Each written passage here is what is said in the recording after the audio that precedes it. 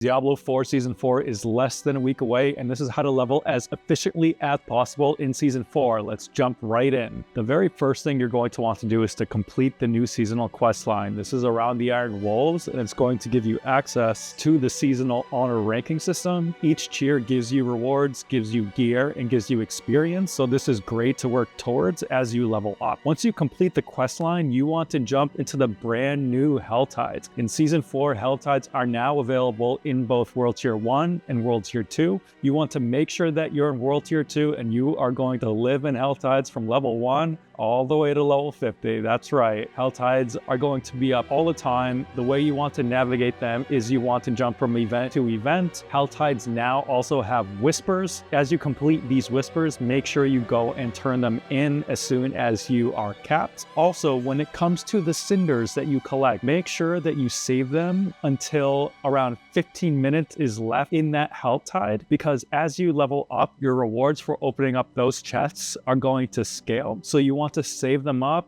until you're as high level as possible with 15 minutes left on that Hell Tide, and then just cash in all those cinders on those chests. Now, when you do hit level 15 or level 25 if you're a necromancer, make sure you do your mastery quests. So for example, unlocking your arsenal as a barbarian, Book of the Dead as necromancer, combo points as a rogue, etc, etc. As you're leveling up, when you do hit 45 to 50, one thing I do recommend you doing is to go ahead and try the capstone dungeon to unlock World Tier 3. Before you do this, I do recommend you temper your gear, empower the skills that you're actively using, and enhance your defensive enough to kind of push through into World Tier 3. This will allow you to get that next tier of loot, this sacred loot, allowing you to collect those unique items. Now, once you hit level 50, you're going to want to switch to World Tier 3, and at this point, Nightmare Dungeons, regardless of the new Hell Tide changes, are still the quickest way to level up to 100. The Nightmare Dungeons are going to help you level up your glyphs in the Paragon system, so overall it is a win-win situation. Now, not all Nightmare Dungeons are the same. There is a tier list on Maxroll that's very effective to show you which ones are the most efficient to run. The typical approach you want to take when you're going through Nightmare Dungeons is to not kill every single monster that you come across. Instead, look for high density trash packs, focus on elites, and try to blaze through those objectives so you can chain clear them, because the more powerful your glyphs are, the more loot you're going to get at the end of the Nightmare Dungeon, and essentially the faster you're going to move towards level 100. When you hit level 60, you're going to be able to take on the next capstone dungeon to get you into World Tier 4. Make sure you temper your gear before going in, because it can be challenging. You can also take that opportunity to craft gems. One thing that is important is that the boss of the second capstone dungeon does high fire damage, so try to make rubies to put in your jewelry so that you can really cap that fire resistance heading into that fight. Once you do get into World Tier 4, you should be around level 60. You want to get in there as early as possible so you can start getting the ancestral legendary loot, get a chance at receiving greater affects drops, as well as capping out your aspects, because the highest range is only available in World Tier 4. If you're unable to clear World Tier 4 Nightmare Dungeons due to their difficulty, then I do recommend you stick with Hell Tides, gear up with as much ancestrals as possible there, and then jump back into Nightmare Dungeons to grind all the way to level 100. Once you're level 100, you are now able to participate in the pit new endgame content, and you can start taking on these uber bosses like the new Andariel, previous Duriel from before, the new level 200 boosted bosses from the Stygian stones that you'll start receiving from the pit. Not to mention, you'll be in a good competitive state to start running the gauntlet and getting your name on that leaderboard. As always, thanks for tuning in, guys. If you enjoy this kind of content, be sure to subscribe, like, and comment with what you'd like to see next. I do plan on releasing 2 more videos very shortly, 1 on the best starter builds, and then 2, the best endgame builds that you're going to want to run to stay competitive. Thanks again for tuning in. Until next time.